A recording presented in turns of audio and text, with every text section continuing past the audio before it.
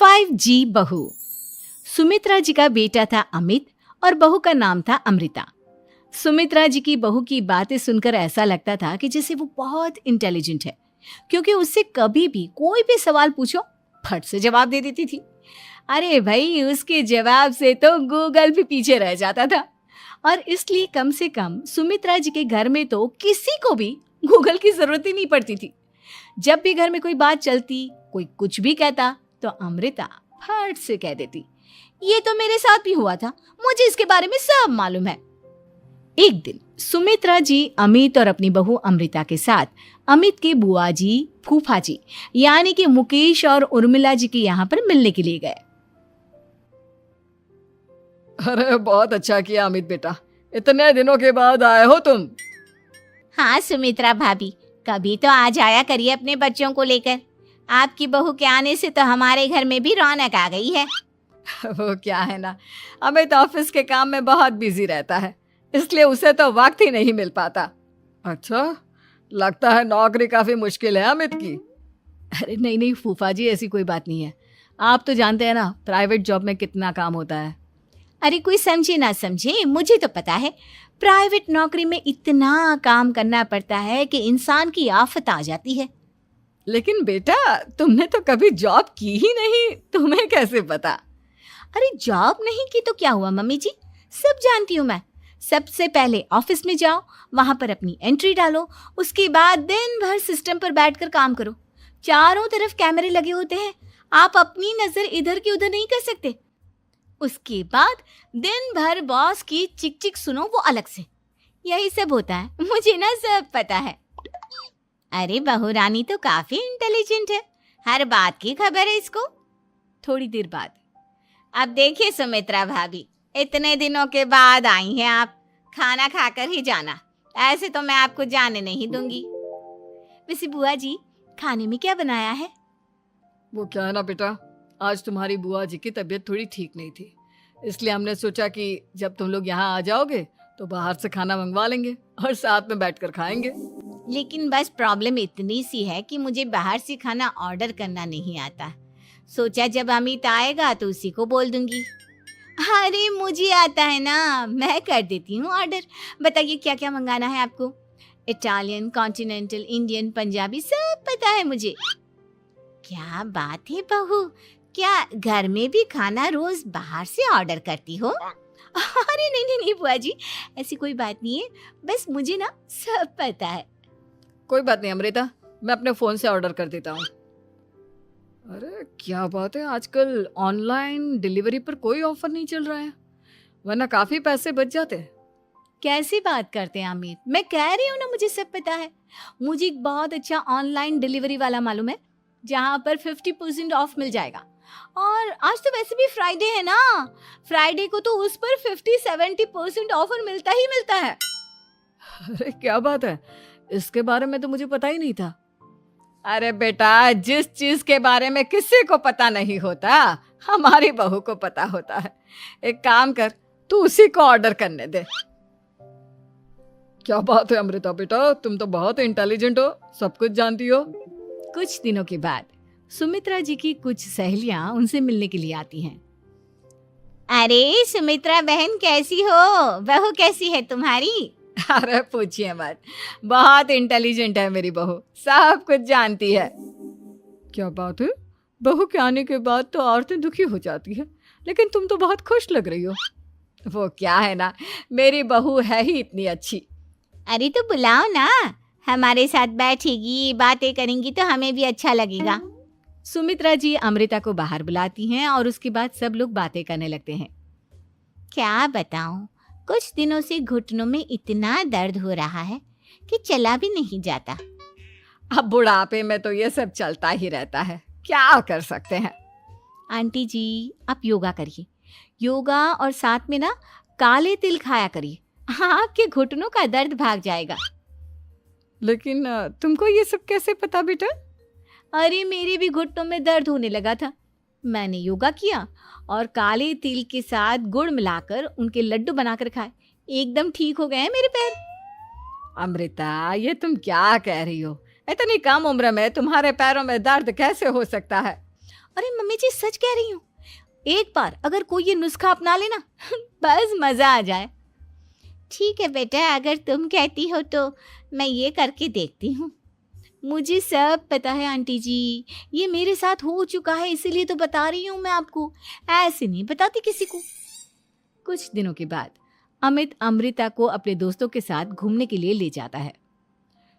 क्या यार, क्या जिंदगी हो गई है। सारा दिन ऑफिस का काम करते रहो, अपनी हेल्थ पर तो ध्यान ही नहीं दे सकते। अरे क्यों नहीं दे सकते अपनी हेल्थ पर ध्यान, सब दे सकते हैं। इंसान चाहे तो कुछ भी कर सकता है। क्या बात है भाभी, आप इतनी श्योरिटी के साथ कैसे कह सकती हैं? अरे आजकल ना एक से एक एप्लीकेशन है मार्केट में, और जानते हैं उसमें कुछ एक्सरसाइज तो ऐसी बताते हैं जिन्हें आप अपने ऑफिस में बैठे बैठे, मेरा मतलब लैपटॉप पर काम करते करते भी कर सकते हैं। अमृता, ऐसी एक्सरसाइज के बारे में तो मुझे भी नहीं पता था, तुम्हें कैसे मालूम? अरे मुझे सब पता है, हर चीज की खबर रखती हूँ मैं, जानते हैं ना आप। लेकिन ऐसी कौन सी एप्लीकेशन है और ऐसी कौन सी एक्सरसाइज है भाभी? एक मिनट, मैं आपको अपने मोबाइल में दिखाती हूँ। अरे वाकई में भाभी तो सही कह रही हैं। देखो यार, इसमें कितनी अच्छी एक्सरसाइज दिखाई गई है। अपनी चेयर पर बैठे बैठे एक्सरसाइज भी कर लो, काम भी और हेल्थ भी। वाह भाभी वाह, मजा आ गया। लेकिन अमृता, तुम्हें इस बारे में कैसे पता? अब मेरे साथ जो चीज हो चुकी है उसके बारे में तो मुझे पता होगा ही ना अमित। मतलब तुम कब ऑफिस में काम करने गई जो तुमने ऑफिस करते करते एक्सरसाइज की? मैं जो किचन में काम करती हूँ अमित, घर के काम, वो किसी ऑफिस के काम से काम है क्या? बस मैं भी वो सब करते करते इनमें से कुछ एक्सरसाइज ट्राई कर लेती हूँ, इसीलिए मुझे सब पता है। सही है यार, तुम तो बहुत इंटेलिजेंट हो।